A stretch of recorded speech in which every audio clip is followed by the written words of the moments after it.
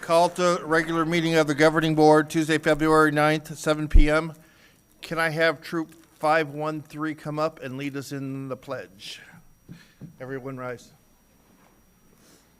I need to turn my phone off.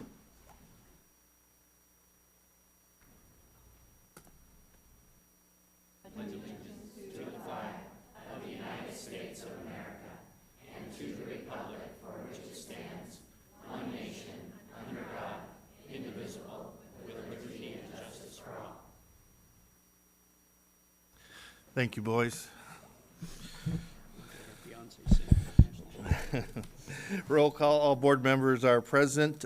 Can I have a motion to adopt the agenda? Motion to adopt the agenda. With the exception of? Oh, I'm sorry. With the exception of item 8A, removed from the consent agenda. To the regular agenda. Do I have a second? Second. All those in favor say aye. Aye. Aye. That 8A, for posterity's sake, will be after the consent agenda. Okay, item 5, awards and recognition. Do we have a video or? At the end. What? At the end. Okay, Just a minute. great. Good evening, President Gregoire, members of the governing board, Superintendent Weitenheimer, and special guests. Tonight, we celebrate students, teachers, and administrators who are being honored for extraordinary achievements. We begin with the winner of our district spelling bee, but before I call him up, we have a spelling test. This year's winning word was languish. Can you spell it? Here are some hints. The language of origin, Middle English, Middle French. It is a verb used without an object. The definition of languish, very important to have the pronunciation right, to become weak or feeble. Here it is.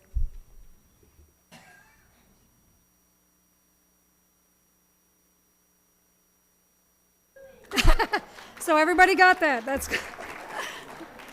That was the winning word correctly spelled by our DVUSD Spelling Bee champion, 8th grader from Sierra Verde, Keshav Nandakumar.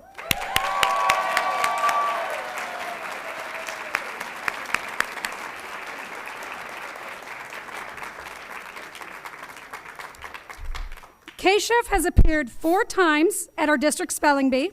He did so well at last year's regional bee that he went on to the Arizona State Spelling Bee.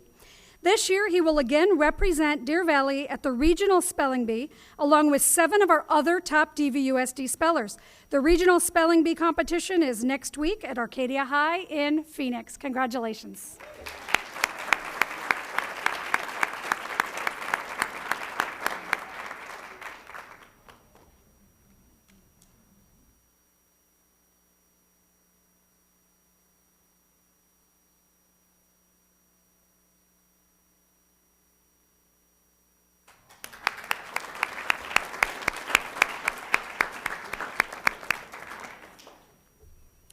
The Arizona Music Educators Association has awarded the O.M. Hartzell Excellence in Teaching Music Award to Terramar School Band Director Debbie Hudson.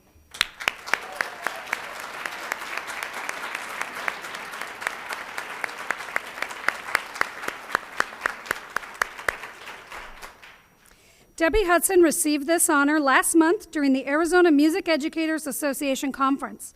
Recipients of this award are nominated by their fellow teachers and affirmed by the AMEA nominating committee. This award is given to teachers who have demonstrated exceptional ability as a teacher of music. This is her 26th year of teaching music and her 5th in Deer Valley. Congratulations, Debbie Hudson, recipient of the O.M. Hartzell Excellence in Teaching Music Award.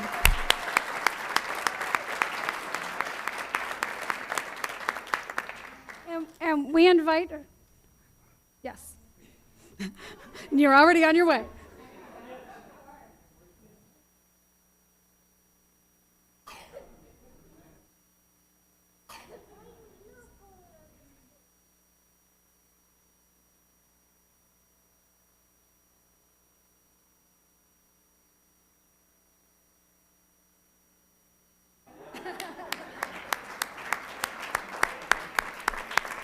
Congratulations. DVUSD was ranked on the 6th annual AP District Honor Roll. AP District Honor Roll is a list of about 500 districts across the U.S. and Canada honored for increasing access to AP coursework while simultaneously maintaining or increasing the percentage of students earning scores of 3 or higher on AP exams. Tonight, Kathy Borgeson, Manager of Academics and Assessment, is here to help recognize each of our high schools for their efforts. What is so extraordinary about being part of the AP District Honor Roll for multiple years is that this honor recognizes our effort as a district to expand opportunities and to open AP classroom doors to a significantly broader pool of students while maintaining or improving the percentage of students earning high scores. DVUSD has been awarded this honor 3 times since the recognition program began in 2011, making Deer Valley the most honored district in Arizona. Tonight, we recognize each of our high schools for their achievement.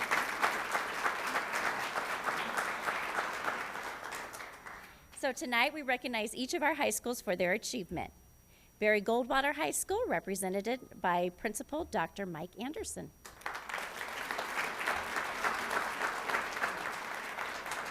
Boulder Creek High School, represented by Principal Lauren Sheehan.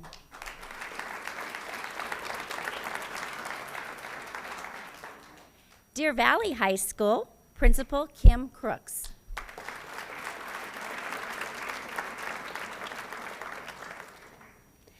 And Mountain Ridge High School, represented by an AP Language and Composition teacher, Melinda Splittick.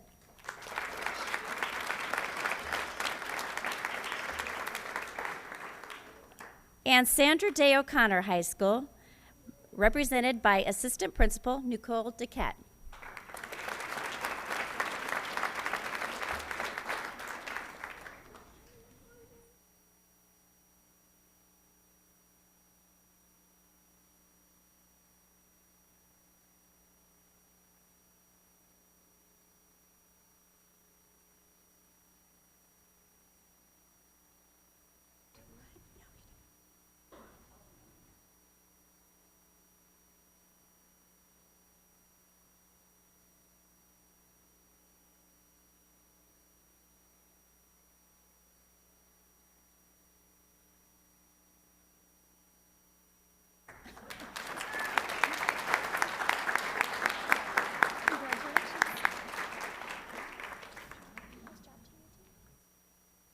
The Demonstration Classroom of Excellence Recognition Program was developed as a result of teacher inquiry into how students utilize data to drive their learning.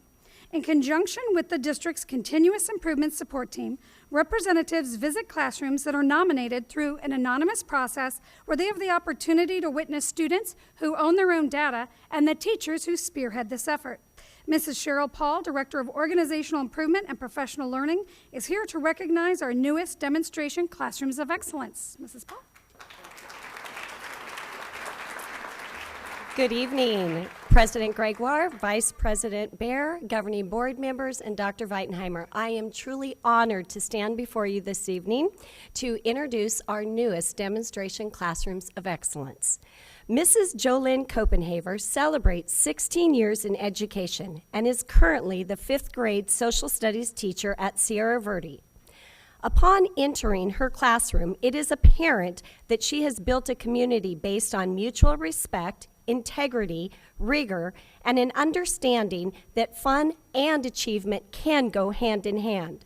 Students in Mrs. Copenhaver's classroom travel through history, exploring the details that built this great nation while utilizing data to set goals, tap into self-identified strengths, and take ownership of their own learning.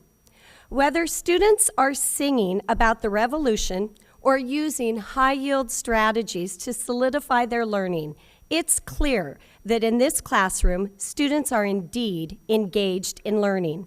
Mrs. Copenhaver and her students truly embody excellence. Congratulations, Mrs. Jolynn Copenhaver.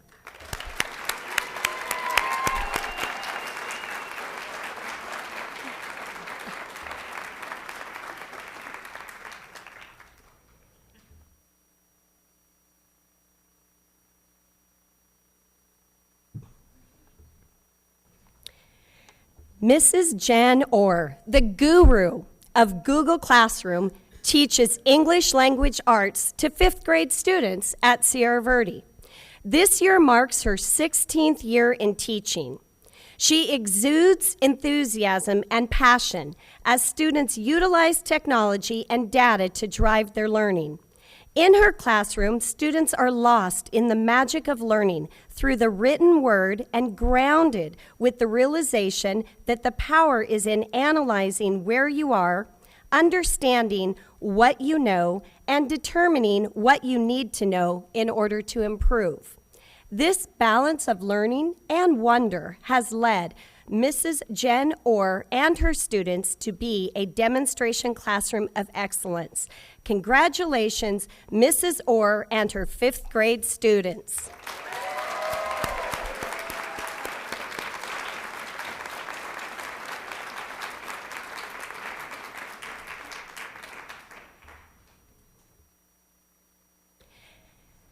Mrs. Sarah Schrantz is an extraordinary special ed teacher at Vista Peak.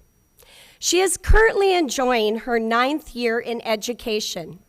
She teaches a multi-age group of students ranging from kindergarten through 2nd grade. Upon entering her classroom, one is immediately awestruck by the engagement, care, and attentiveness to individualized education. Students transition from station to station seamlessly, working on academic goals as well as social emotional goals. All members of the classroom are outstanding contributors to the daily successes. The use of data to ensure exposure to grade level content while meeting the needs is evident, but the attention to building a sense of pride and accomplishment in every student is quite exceptional. Principal Feinberg wrote, "Sarah is always positive, and her can-do attitude has a dramatic impact on the entire staff. It is a joy to watch Sarah instruct her students and the dramatic gains they make. She is not only an inspiration to the staff and Vista Peak community, but to any professional who is fortunate enough to cross her path.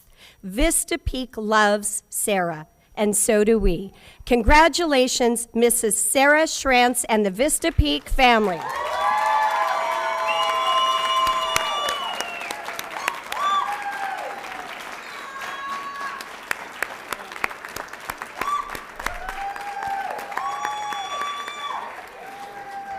Administrators, if you would please join me on stage for a photo op. Administrators.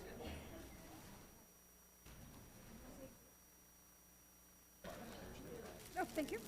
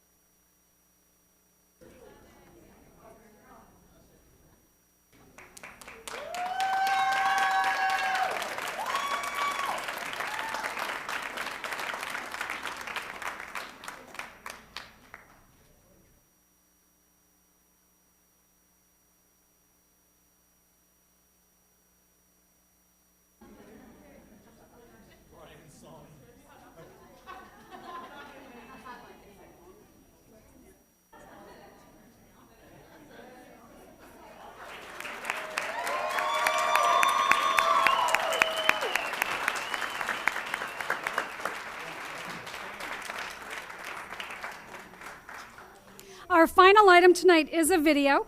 As you may recall, for each demonstration Classroom of Excellence, we are assembling a video so our teachers, staff, and our external stakeholders may spend time inside these extraordinary classrooms. Tonight, we share the second of these videos, and in a sheer coincidence, I believe tonight's featured teacher may be here, 3rd grade Copper Creek teacher Deanna Jurgensen. Wave if you're here. Okay, maybe not. But we get an opportunity to go inside her amazing classroom. She was previously recognized as a demonstration classroom of excellence. We're privileged tonight to show you her classroom.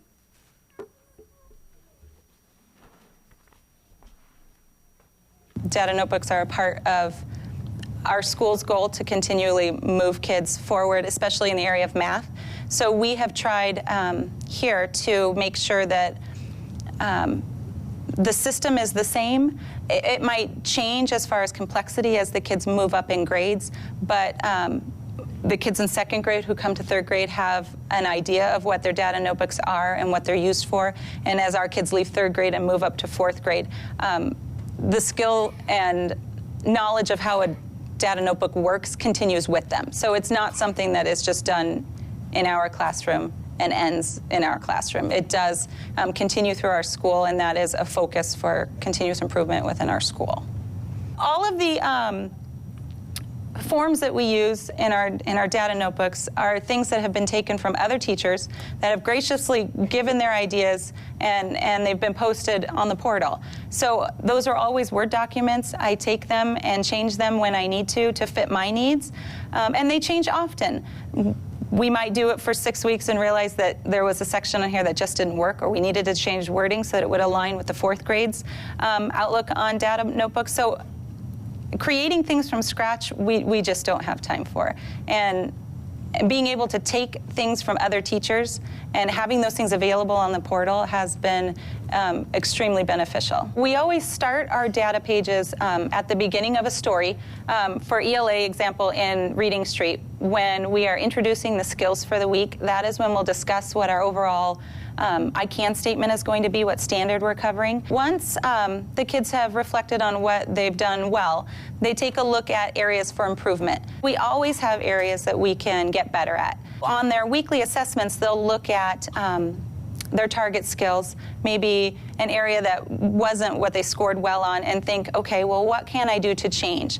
Was my mistake because I didn't look back into my story for evidence? Or was my mistake because I didn't listen carefully to the word that it was asking me to track? So in looking at where our mistakes are, they can identify an area that they can focus on the next week and try and find a strategy that will help them with that. The reason we always reflect on what worked well for us is so that they can identify what strategies are useful to them and continue to use them so that they can continue to grow.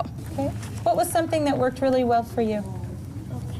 Vocabulary. Why do you think you did so well on vocabulary? We practiced that most. We did practice it a lot. Yeah. So maybe practicing vocabulary a lot was a helpful. Enters vocabulary. And having yellow star for vocabulary.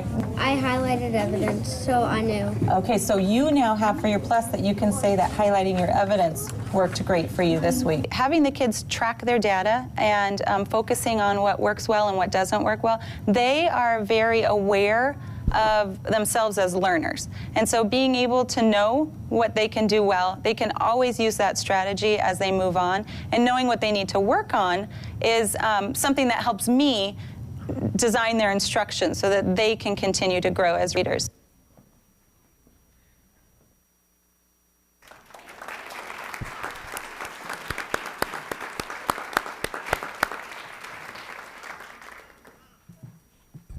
Okay, thank you very much. Let's move on to governing board reports. We'll start with Ann Ordway. Okay. Thank you. February is a month that has already been pretty full. It's a good thing there's only 28 days in it. It's CTE month, Black History Month. We had Groundhog's Day. We're looking forward to President's Day. Academic decathlon at Boulder Creek, hosted at Boulder Creek. That was phenomenal. Division II wrestling, that was awesome, although I can't watch that for too long because it looks like it hurts too much. But it was nice to get hugs from the wrestlers. We had the Super Professional Development Day. We're looking forward to parent-teacher conferences, Arizona's birthday. So what my message is for tonight is a Valentine's Day message. I love this district, and I love the fact that we are progressive, that we value our children and our staff. So thank you very much. Mrs. O'Brien. Thank you, President Gregoire.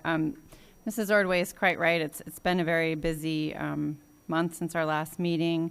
A couple of the highlights for me were attending a Head Start parent policy meeting and getting to hear from some parents with their kiddos in that program. I was able to attend the school choice rally with our parent leader, Lisa Best from Terramar, which was an incredible event because there were so many representatives from public schools. We are the choice, and it was amazing to see the turnout from the public school parents. I'd also like to thank Elevate Coffee, who sponsored our Live with Dr. V last week.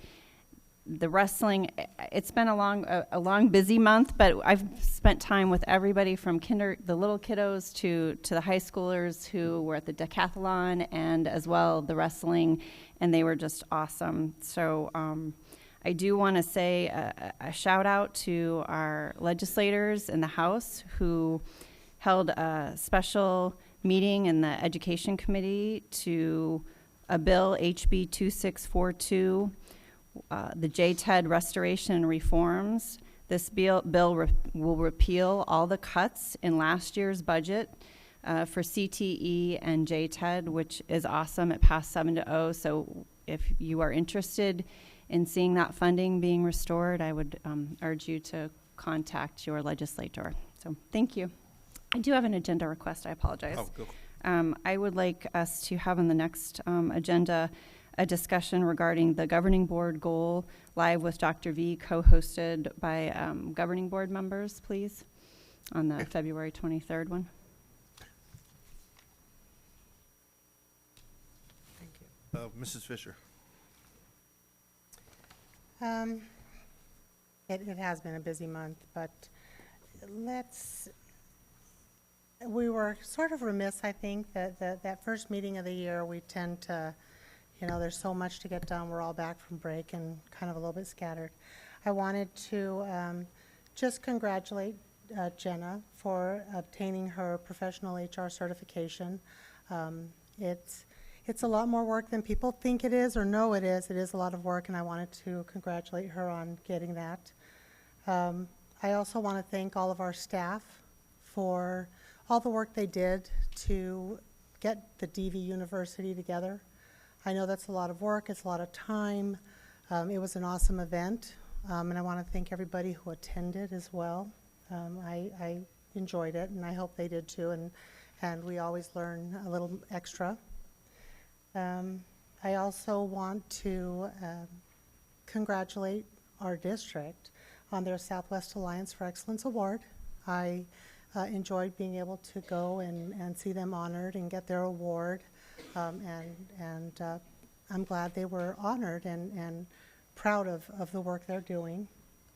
I also want to thank Nick Gearing, Brittany, I'm probably going to slaughter her name, Burns, and Aaron Stewart for hosting or for putting together the academic decathlon, and for putting up with me for 2 days and showing me all the work you teachers do. I got to grade lots and lots and lots of essays, and the first essay is great, second is fine, third through 10th, they blend. So I got a little glimpse of what you do and got to spend time with kids and remind myself why I'm here and why I do the job that I do. And I really, really, really would love to see all of our high schools there next year. If we make the academics of our students a priority, they know they're a priority, they'll step up, and next year I want to see us take back number 1 and number 2 and number 3 and all kinds of medals in between.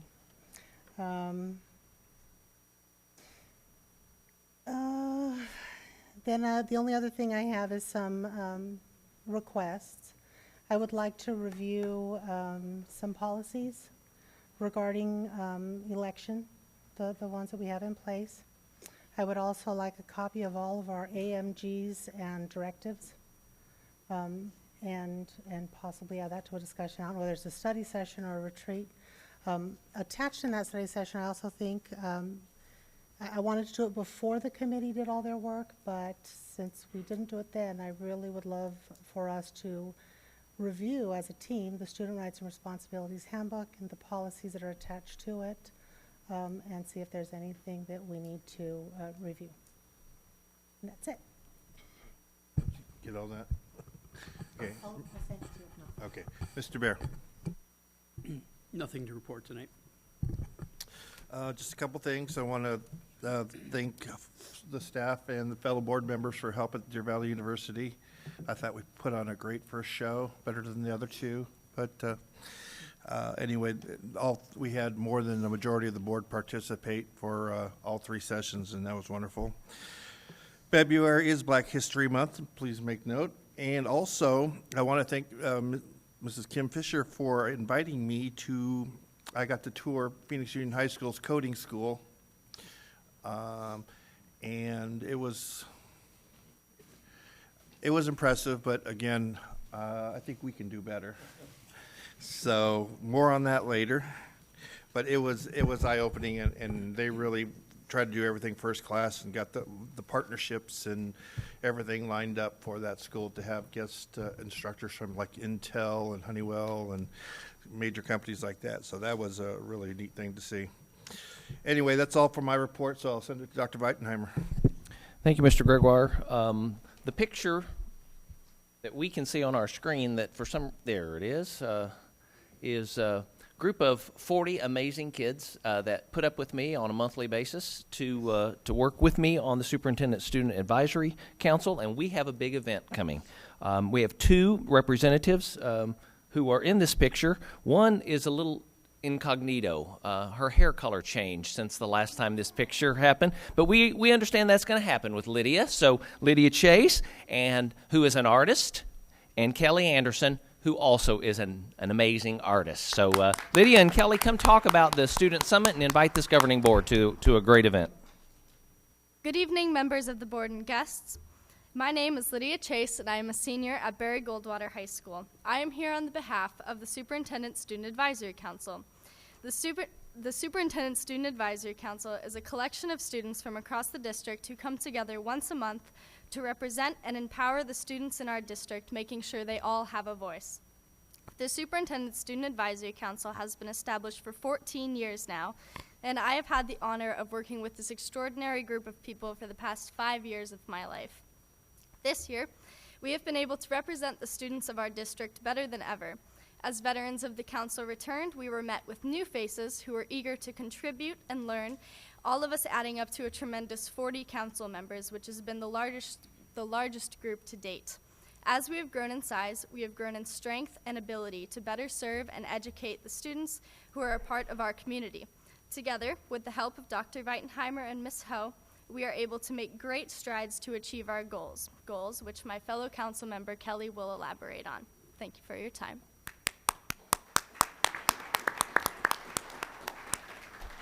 Thank you, Lydia. My name is Kelly Anderson. I am a junior at Sandra Day O'Connor High School, and I have been a part of the council for 4 years now. Every year, the council hosts a student summit, inviting students from 5th to 12th grade from every school in the district to come and participate in a day of learning and growth. The theme this year is Brainstorm, and we will be exploring the various aspects of the brain. To kickstart the event, we have a keynote speaker from the Barrow Neurological Institute who will be talking about brain plasticity. As a council, we have been working since September to create interactive activities that address topics such as mental health, functions of the brain, and how illusions trick the brain. The goal of the summit is to teach the attending students about the brain and give them the tools to take what they have learned back to their school and their community. We invite you to join us at 9:45 on February 25th at Barry Goldwater High School for this year's summit. We hope to see you there. Thank you, Lydia and Kelly, very much. We would love to see you if you can come. And that concludes the superintendent's report. Oh, and you forgot to thank Ms. Kenna Ho for all the wonderful things she does with that group. So, Kenna, take a bow.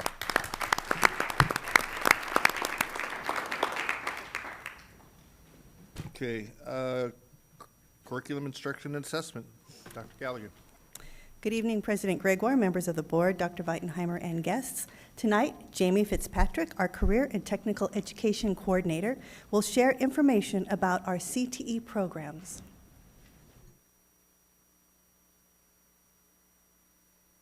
Good evening, President Gregoire, members of the board, Dr. Weitenheimer, and guests. This evening, I'll share with you a brief snapshot of career and technical education in Deer Valley. The theme for National CTE Month in 2016 is Opportunities for Career Success. The DVUSD CTE mission statement promotes empowering success, and we will share these messages with our stakeholders throughout this month.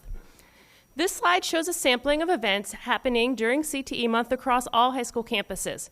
I will highlight a few of these for you.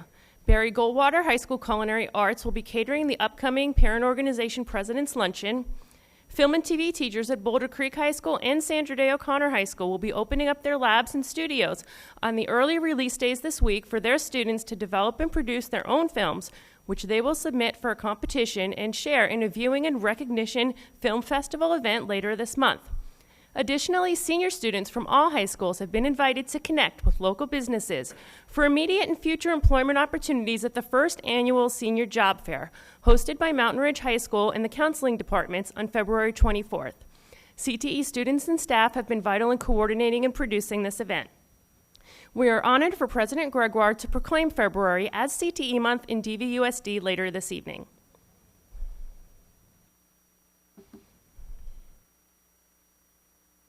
CTE prepares students to become successful, contributing members of society by training them for highly skilled, high-wage, and in-demand jobs. As seen in the first bullet point, DVUSD continues to offer opportunities to more students through an increasing number of programs each year. CTE ensures college and career readiness by supporting academic success and a robust talent pipeline for employers, as evidenced by the graduation rate of CTE program completers.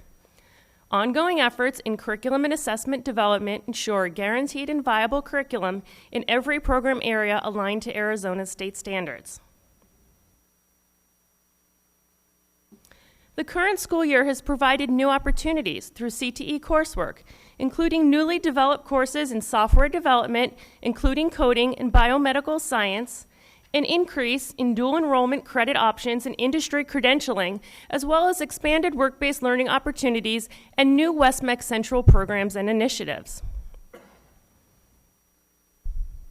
The 2016-17 school year will continue to afford students new program and course options in computer science, journalism, law enforcement, information technology.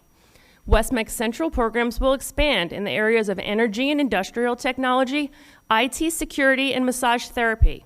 Through your support, students will be able to earn a fourth math credit through select CTE program sequences as approved by the governing board earlier this fall. DVUSD fiscal year 2016 federal Perkins funding is $470,000 and state priority funding is $253,000. Our WestMec JTED allocations for the current school year are $1.1 million. First Things First grant funds are currently at $50,000 serving the 2 campuses in the Northwest region. While Governor Ducey's proposed budget included $10 million per year over 3 years in competitive grants to JTEDs, this did not address the funding restoration issue. The bills introduced on February 4th will restore $28 million along with new accountability measures for CTE, most of which are currently in place with DVUSD and WestMec districts. The Arizona CTE community is embracing the pending approval of this bill as an effective remedy to the cuts that had been slated for fiscal year 17.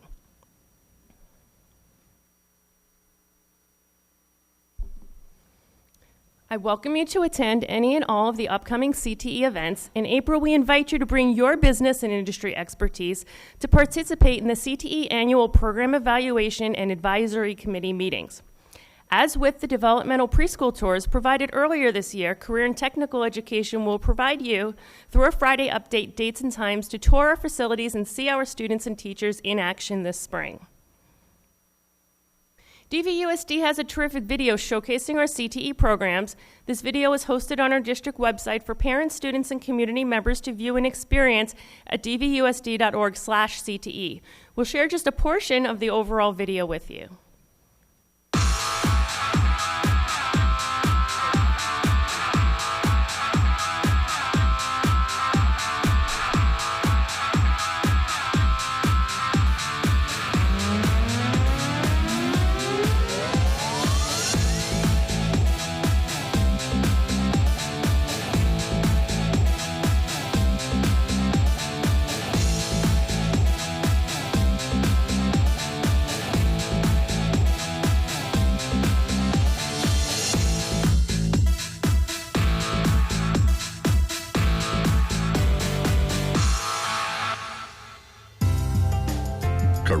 and Technical Education, or CTE, is a premier educational model incorporating academic rigor and industry training to prepare students to succeed in today's global economy. Students develop specialized skills while in high school and apply their technical knowledge to prepare for a career in traditional or emerging professions. Career and Technical Education is committed to student success by preparing students to enter the workforce, further their career training, or enter post-secondary education. CTE offers a high-quality competitive learning experience that provides students with the educational pathways to college and career readiness. CTE keeps students in school, provides relevance, a reason to learn, provides career training, the power to earn. CTE provides leadership development and a career direction. CTE programs meet the needs of business and industry.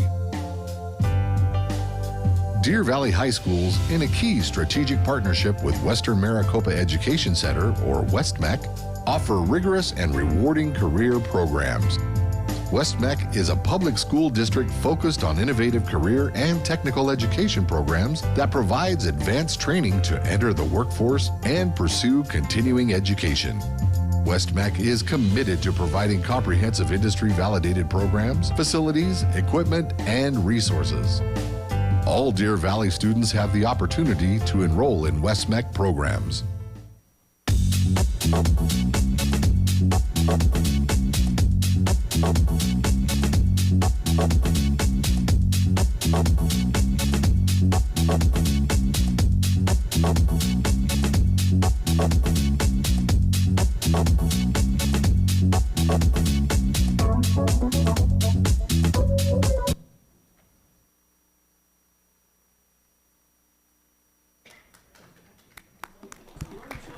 Okay, great.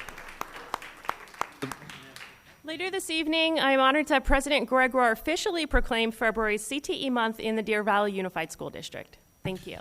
Does the board member have any questions or comments? Mrs. Ordway. I have a comment. That film is so awesome, or movie, whatever it's called now. I use it in all of the 7th and 8th grade junior achievement classes, and they all just sit there. Is that stuff we get to do? Is that stuff that we're going to get to do? So thank you very much. Thank you. Anything else? Thank you so much. And other comments? Thank you. Let's move on to fiscal and financial. Jim. President Gregoire, members of the board, Dr. Weidenheimer, we have our two regular monthly reports to share with you, starting with the student enrollment report through the 104th day of this school year, showing an increase of 1.1%, which is about where we've been trending for the year, or an increase of 370 students. And I'll pause here to see if there's any questions regarding the student enrollment report. Any questions? Seeing none, go ahead. If not, we'll move on to our second report, which are the district financial reports for the month of January, and we're showing an expected carry forward at this point at $294,000 of our M&O budget. That's down from the December report, which was $329,000, so month to month, down about $35,000. But the better news of that is year over year, comparing January 2016 with January 2015. In January 2015, we were at $219,000, so we're up considerably over where at the same point in time that we were at a year ago.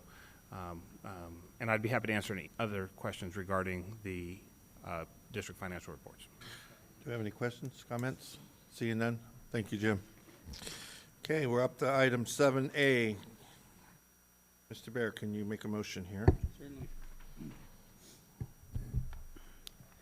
Mr. President, I'd like to move that the governing board adopt the Deer Valley Unified School District student instruction calendar for year 2017 through 2018.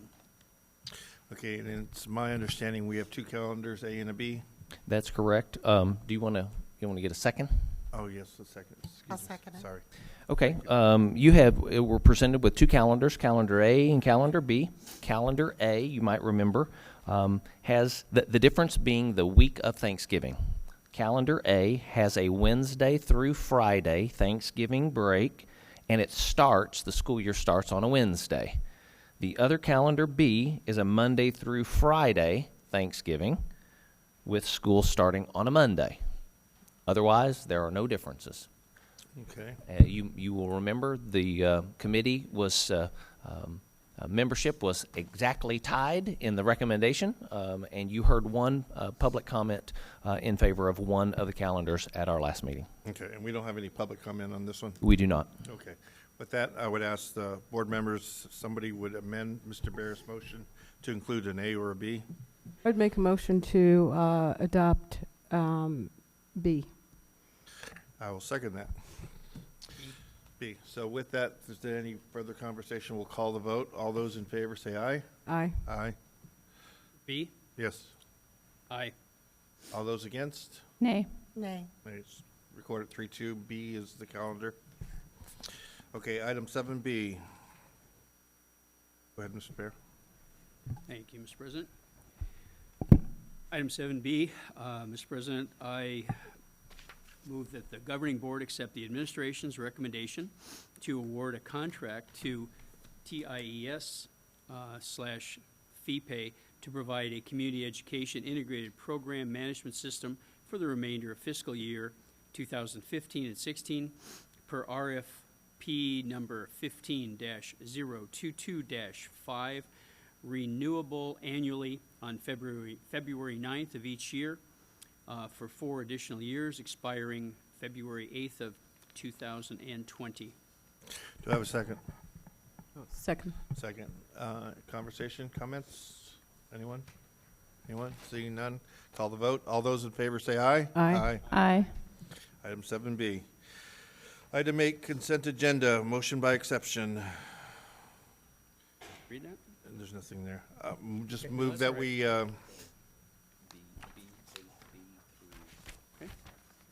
Mr. President, and we of course removed item A, right? Mr. President, I move that the board approve consent agenda items B through F16. that's section 8, B through F16. Do I have a second? Second. All those in favor say aye. Aye. Aye. 5-0. Item 8A, approve the minutes of the governing board meetings, January 12th. Can you put that, I'll put that in a motion. I move that we approve the minutes for the special and regular governing board meetings for January 12th, 2016. And, excuse me. President Gregoire, I thought we pulled that from the agenda altogether. Yeah, she didn't want it separate. It was pulled. We had it Oh, for okay. separate consideration, so Okay. you can make a, excuse me, make a motion to table if you wish. I'll cede to you. Okay. Have you made your motion? I move to table item 8A until our next meeting, please. Second. Okay. All those in favor say aye. Aye. Aye. Aye. Aye. 5-0. Okay, moving on. Action item 9A. Mr. President, I move that the governing board accept the administration's recommendation. You want a 9A, right? Yes. Oh, that's right. Okay, sorry. Okay. So, Mr. President, I move that the governing board accept the administration's recommendation to approve human resources changes. Do I have a second? Second. Any comment? Seeing none, all those in favor say aye. Aye. Aye. 5-0. Item 9B. Mr. President, I move that the governing board approve the proclamation declaring February as Career and Technical Education Month in the Deer Valley School District. Do I have a second? Second. All those in favor say aye. Aye. Aye. Aye. Aye. Being just duly voted in, I will read that proclamation. Whereas February 1 through 29, 2016 has been designated Career and Technical Education Month by the Association for Career and Technical Education, and whereas Career and Technical Education offers students the opportunity to gain the academic, technical, and employability skills necessary for true career readiness, whereas students in career and technical education programs participate in authentic, meaningful experiences that improve the quality of their education, increase student engagement and achievement, and whereas career and technical education provides students with career exploration opportunities early in their educational experience, which enables them to make informed and beneficial decisions about their academic coursework, as well as pursuit of established programs of study and career pathways, and where leaders from business and industry nationwide report increasing challenges related to skills gap, connecting qualified professionals with available careers in critical and growing CTA-related fields, including healthcare, energy, advanced manufacturing, and information technology. And whereas career and technical education prepares students for these and other fulfilling careers by offering integrated programs of study that link secondary and post-secondary education and lead to the attainment of industry-recognized credentials. And whereas ensuring the employers have access to qualified workforce is a crucial step in ensuring productivity among the business and industry communities, as well as continued American economic growth and global competitiveness. Now, therefore, I, Michael Gregoire, Governing Board President of Deer Valley Unified School District, do hereby proclaim February 1st through 29th, 2016 as Career and Technical Education Month. In Deer Valley districts, urge all our students to become familiar with the services and benefits offered by career and technical education programs in this community, and to support and participate in these programs to enhance their individual skills and productivity.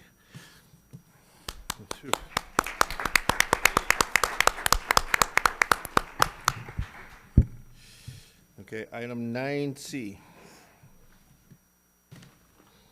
Right here. Mr. President, I would make a motion that the governing board approve the slated June 14, 2016, a regular governing board meeting be rescheduled for June 7th, 2016.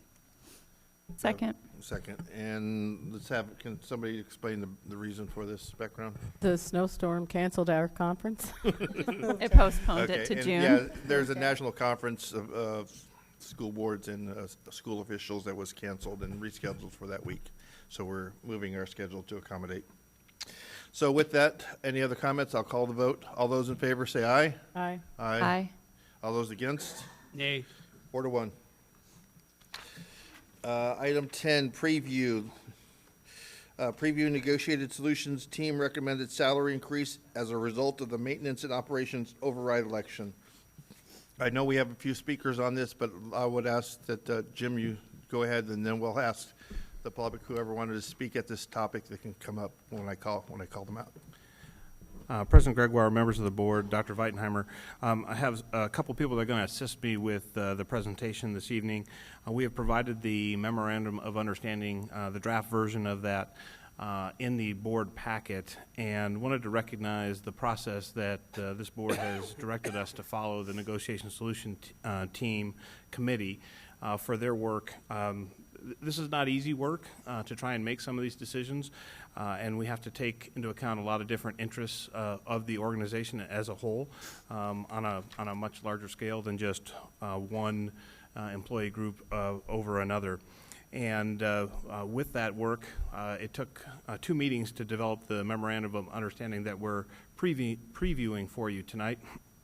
And we were able to reach consensus within the negotiation solution team, which includes representatives from our classified support group, our certified teaching group, as well as the building leadership team as well.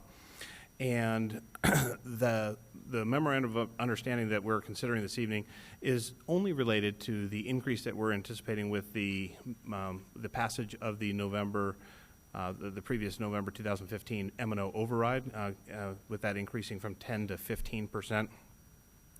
We do anticipate that the work of this committee is not complete. They have some additional work to do regarding the normal budget cycle of developing a salary and benefit recommendation, as well as a contingency plan in light of Proposition 123 that will be considered in May.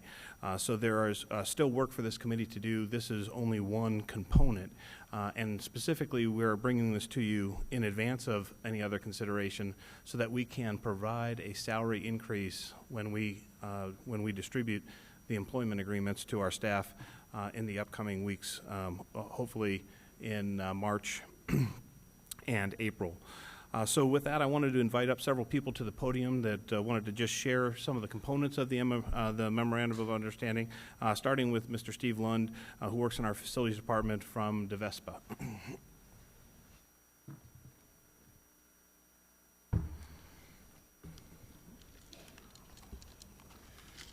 Good evening, Mr. President, members of the board, Superintendent Weitenheimer, and guests.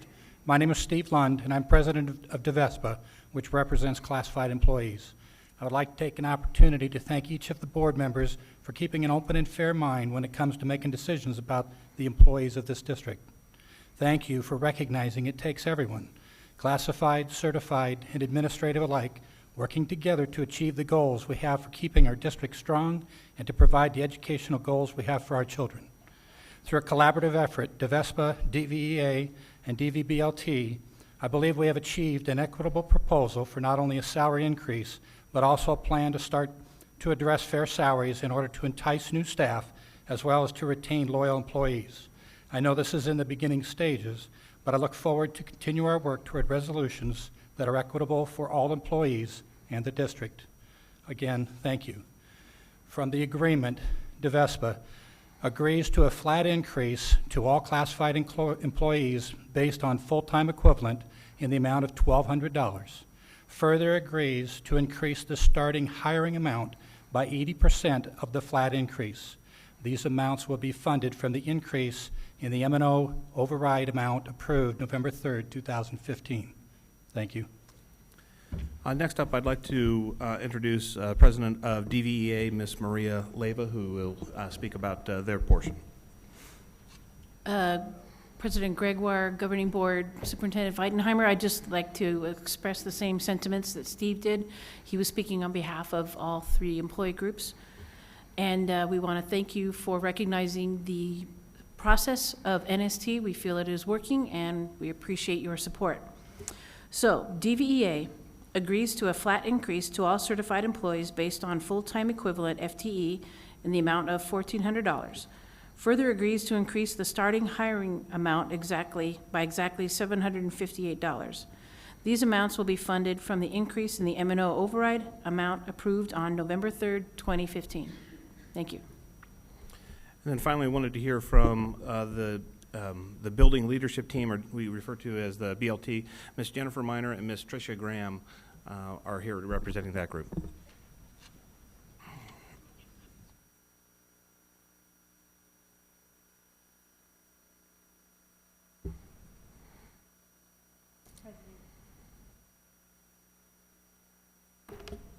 President Gregoire, Dr. Weitenheimer, members of the board, thank you. The DVBLT, so the Deer Valley Building Leadership Team, agrees to a flat increase to all administrative and exempt employees based on full-time equivalents in the amount of $1,900. We further agree to increase the starting hiring amount by 75% of the flat increase. These amounts will be funded from the increase in the M&O override amount approved on November 3rd, 2015. And just kind of in conclusion, tonight is a preview of this memorandum of understanding in which we would like to get some feedback from the governing board. Our intentions are to bring this back for your formal consideration at the February 23rd meeting, in which that would give us the approval to then add these increases to the contract and employment agreements that we would be issuing to our employees. We'd be happy to answer any questions the board might have. Okay. Before we go to our questions, I'm going to invite the public. We have 3 people who want to speak at this issue. Mr. Bear, could you read the admonishment first? Certainly. Thank you, Mr. President. For public comments, the board invites public comment on the district's business in general and on any agenda item in specific. All speakers must observe the rules of decorum. Speakers must fill out a card listing their name, address, and topic, and hand it to the board secretary prior to the president calling the meeting to order. Speakers must make their comments in no more than 3 minutes. If necessary to accommodate all speakers within the 30-minute overall time limit, the board president may shorten each speaker's time. Constructive criticism is in order. Rudeness, vulgarity, and disruptive conduct or remarks disrespecting personal dignity are not in order and will not be allowed. Under the Arizona Open Meeting Law, the governing board cannot discuss or act on any items not listed on the agenda. Board members may respond to criticism made by a speaker, ask staff to review a matter, or ask that a matter be put on a future agenda. Okay, with that, we have 3 speakers at this. Katie Wiggins, Christy Cooper, and Nicole Jones, in that order. Katie?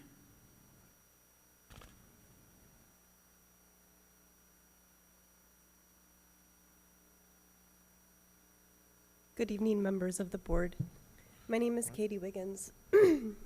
I've worked at Deer Valley High School for the last 9 years. I'm here tonight to voice my concerns with the salary issues that this district is facing. I'm a high school English teacher, and I chose this profession knowing that it would never afford me a wealthy or affluent lifestyle. However, I did expect that after graduating from college, teaching for free during my semester-long internship, working far beyond a 40-hour work week, and educating and caring for other people's children, I would at least make enough money to live comfortably. But I can tell you that it is a struggle, and there are months when I feel like I'm drowning. My students often like to make fun of me because I still rock the flip phone. They just don't quite understand that it's because I can't afford a smartphone. I know so many teachers who have to work multiple jobs in order to provide for their families. And a lot of them wanted to be here tonight, but some of them are at their 2nd job, and one in particular is at her 3rd job. I also know amazing teachers who have left DVUSD to go to other school districts with better compensation. Teaching is a full-time job. I grade, I plan lessons, and I think about my students long after that final bell rings. I love my kids, and I love this job. And it pains me to think that eventually I may be forced to leave Deer Valley simply because I cannot afford to stay. Thank you. Thank you. Christy Cooper. Yeah, Christy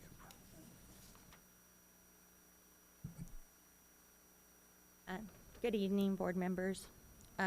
Has anyone asked themselves why so many teachers have left Deer Valley in the past 3 years? Maybe it is because for years Deer Valley has told its employees that there is no money for salary increases, and yet they have been able to increase starting salaries of new employees. What does this say to the teachers in the district? Do they feel valued and appreciated? Teachers in Deer Valley have been trained on new state standards as well as new reading, math, and social studies programs. The teachers have also been trained on campus improvement and data collection, only to name a few.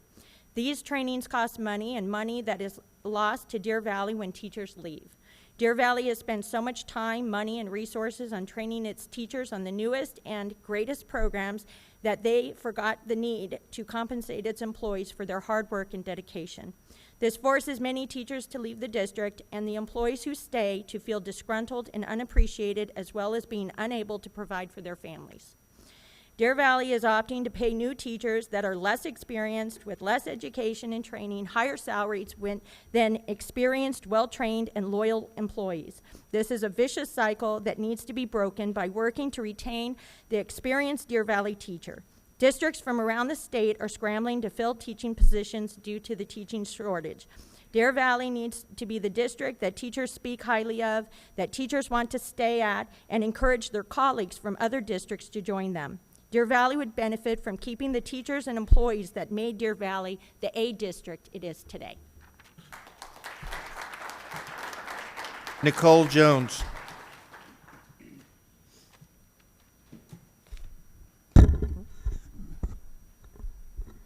Good evening. My name is Nicole Jones, and I am the theater teacher at Barry Goldwater High School. When I moved away to college, my dad would call me every day crying, saying things like, "Nikki, make sure you do what you love in life," because he was so miserable in a dead-end job. He wanted to be a high school biology teacher, but got stuck working 2 jobs to provide for 3 kids and a disabled wife. He was let go after almost putting in 30 years because he did not have a college education. I vowed that I would not let that happen to me. Getting a college education was not an option. I was going to be successful at whatever I put my mind to, and nothing could get in my way. Even if the degree I wanted was not state certified, I was going to blaze my path anyways. That meant that I had to sign a document stating that I would not come back and sue the university because I could not find a job as a theater teacher. I didn't care, and I signed it anyways. I was that passionate about teaching theater and how important it is to public education. It changed my life so many years ago, and I wanted to provide that transformative opportunity for other students. Never in a million years would I imagine that to have the opportunity to go back to the community I came from, yet alone the very high school I graduated from. I was applying to jobs all over the country because, let's face it, drama teachers have to go where the work is, which is pretty sparse to begin with. I was immensely blessed to be given the opportunity to come right back home. Here's the story of why I'm here today.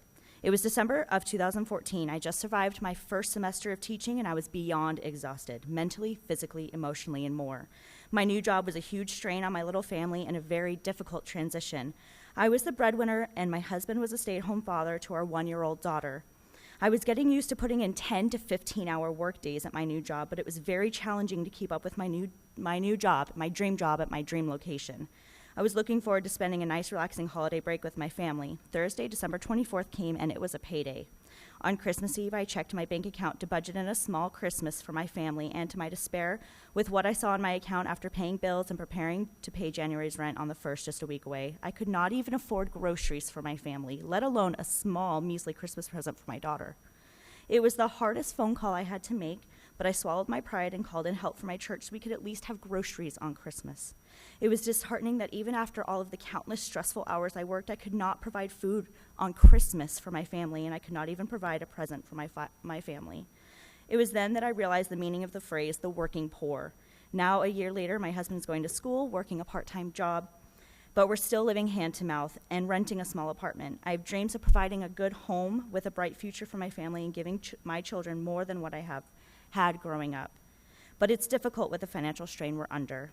My story is one that teachers around the district can relate to who are facing similar struggles. I ask that you make teacher salaries a priority when negotiating the budget for next school year. Your decisions could touch and improve the livelihood for the teachers who work so hard for our students. Thank you. Thank you. Perfect timing. Okay, with that, I would invite board members. This is time to speak up and comment on what you just heard from the public and as from the NST committee.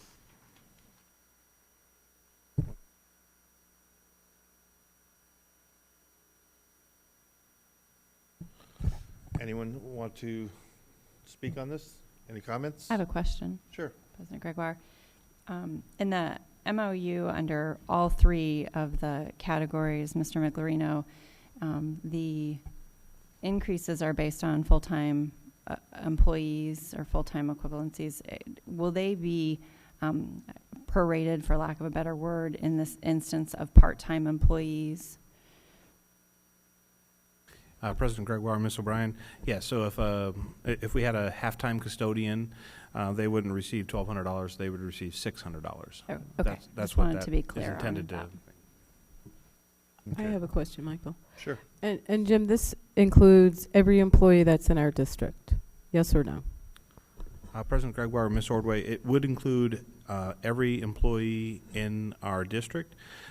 When we are talking about the salary increases and the amount of money, and specifically the M&O override, we are targeting the salaries that are paid out of the maintenance and operation budget or our M&O budget. We do have employees that are not paid from M&O, but we would still treat them the same as all. So what's included in the MOU is for every employee. Where it is funded from could be slightly different, depending on the employee. Okay, thank you for that clarification. Okay, and actually, I have a question. This agreement is based strictly on the override funds, okay? We're not including current day funding or anything else in this equation, or is that, if these numbers change, for instance, I think the number quoted here is 4.3 million. If that number changes, do we have to reconvene and renegotiate these numbers, or they just prorate? President Gregoire, great question. And so the salary amount is $4.3 million. The cost of that $4.3 million is $5.2 million with what we refer to as the benefit burden that goes along with that. the work of the negotiation solution team will need to include a provision for any other increase that we might experience, and that could include funding related to information we don't know because the legislature is still in session. It could include current year funding, which is scheduled to actually be available to us next year, or we might be having to endure it, I think is probably a better way to characterize it personally. But all of those things will be included in the salary and benefit recommendation that we have yet to decide or even consider in the negotiation solution team. So this is not all of the money that would potentially be available to our employees. We still have some work that needs to be done.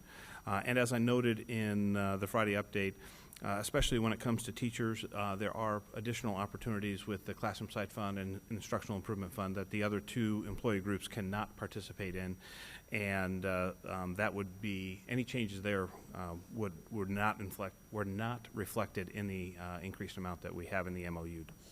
Okay. Ms. Fisher, you had a question? Now, the 301 has nothing to do with this, correct? That's separate from this. This is their salaries, just like we don't account for administrators' performance pay in here, correct?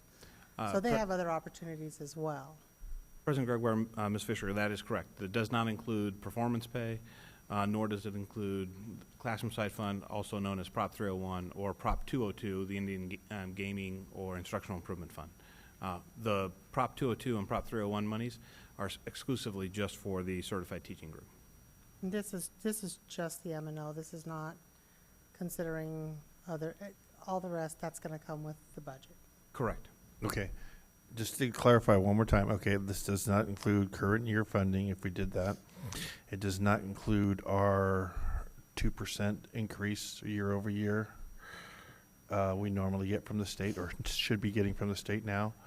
It does not include our increased students. Again, I just want to know what this is based off, because there are certain... It was 5%. Yeah, President Gregoire, it does not include, in fact, maybe it's easier to state it this way. This only includes the increase from the maintenance and operation override. Okay, what I'm driving home here is we've established these numbers, and I just want to put the word out to the employees that this is just the beginning, okay? Hopefully there'll be more, but this is just the beginning. And I'd like to see this proclamation kind of worded that way, so, or at least some memorandum to the employees, all the employee groups, that this is just the start. We got these other issues that are to come at us, and we're still plugging away. So, President Gregoire. Go ahead. Mr. Miglerino, you stated that you're bringing this back on February 23rd for a vote. Will that allow us, or maybe I should have asked you, Dr. Weitenheimer, to then issue contracts in early March? Yes, we could say that together in unison. Yes. We would need that decision at the next governing board meeting in order to stay on the schedule to issue contracts and to be able to include the amount. Okay, thank you. Okay, Ms. Fisher. Just based on what Mr. Gregoire said, one thing I have seen other districts do, both in contracts or in language such as this, is clearly state that there is a potential, and at that time that it would be considered, or as part, so that way contracts don't have to necessarily be reissued, just a notice. It might be a good idea if we look and see what some of these other districts are doing. They have some really good language for this. Just a suggestion. Okay. Thank you, Mr. Gregoire. Mr. Miglerino, the DVBLT group there, who all is included in that group? President Gregoire, Mr. Bear, that includes everybody on the exempt hiring schedule 1 through 9. So that includes cafeteria managers, our transportation supervisors, all the way up to myself, the deputy superintendent, as well as all the building level administrators, so the principals and assistant principals in the district. Thank you. Okay. Go ahead, Ms. This memo of understanding, was the wording also part of your process that you guys came up with the wording? Or was this acceptable for all three groups? Yeah, President Gregoire, Ms. Ordway, I'll confess I'm guilty of authoring the MOU, but it was shared with the group the night that we agreed to it, and then we were fortunate enough to have a meeting this evening in which we reviewed the MOU again. So yes, the process has reviewed the language, but any grammatical errors or suggestions are mine to own and correct. Thank you. Any other comments? Seeing none, this is just a preview item. We will address this at the February 23rd meeting. Item 10B, direct the superintendent regarding the distribution of contracts for administrative and exempt employees.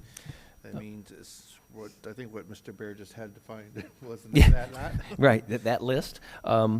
Policy CBA requires that I present you a list by February the 15th of the administrative administrators, and I am doing that through this board packet. It'll be brought back to you not at the February second February meeting, but on March the 8th for your action. And this is so that we can issue administrative contracts after teacher contracts are issued. Okay. I would just have a suggestion. I know we're struggling in how we present this in the agenda. I would just like to see this item fall under Action 9A as a subheading, you know, how we have hires for renewals, and just have a separate approval of all administrators in the list, because we would itemize the same thing with when we, if the board desired, they would pick it and choose a name out of the human resources list, just like they would out of this list. That make sense? We can do that, sure. Okay. Any other questions, comments? Okay. Oh, public comment. Do we have any others? Okay, I guess that's it. Future meetings are posted. Can I have a move to adjourn? Motion to adjourn. Do I have a second? Second. All those in favor say aye. Aye. Aye. Aye. We are adjourned. Thank you. All right.